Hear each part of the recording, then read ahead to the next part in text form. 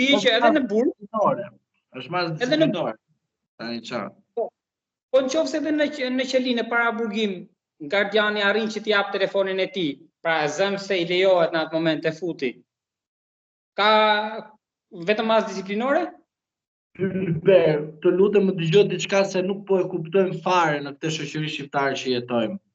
Jemi mësuar nga disa analistë që na bëjnë edhe juristin, edhe na arrin mos them kurrin, edhe thonë, more frymti, vepër penale. Do të marrësh oksigjen ti, vepër penale. Edhe një herë, duhet të ndajmë veprën penale të normuar sipas ligjit, kodin civil, kodin administrativ dhe masat disiplinore që një person ka shkelur në kryen të detyrës. Kur ato nuk përbën vepër penale, ato mund të përbën ose një veprim administrativ ose një mosveprim administrativ. Që do të thotë, se dëgjova edhe këtë ekstremin tjetër, se më lejon pak të zjatëm tani. Ndodh kërcenimi apo ndodh në anën mediatike që sulmon zoti Veliaj disa gjyqtar dhe është vepër penale. Më fal, nuk mundet t'i çojmë të gjitha këto raste vepër penale. Sulmi, kritika është gjë tjetër. Sulmi fizik është vepër penale. Por kritika mediatike nuk mund të konvertohet në vepër penale. Dhe as video seksuale që bën kryetari i Bashkisë së Kukësit nuk përdoret dhe konvertohet për korrupsion. Ai u dënua po. Po lërë që u dënuat dhe pastaj shkojnë në gjykatat europiane dhe marrin lekat apo pafajësi dhe pastaj ne këtu pagëm si budallej. Se kënaqem me shifrat e SPAK-ut.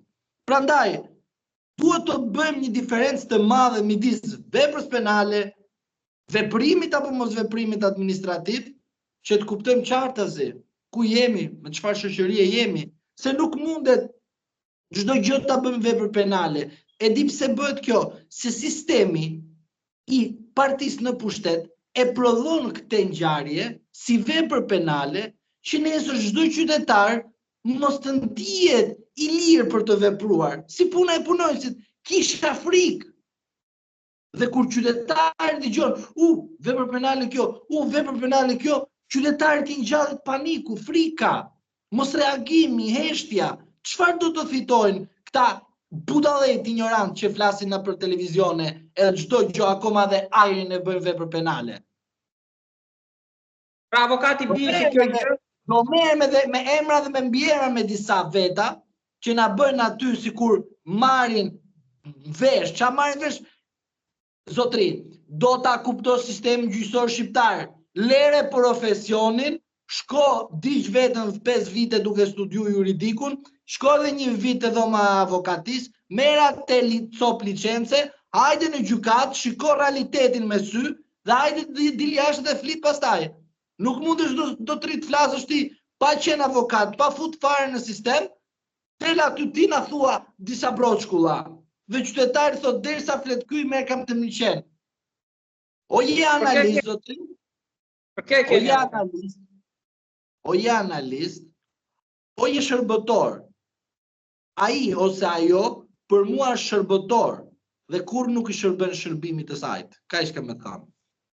Avokat, një tjetër çështje nxehtë janë disa mesazhe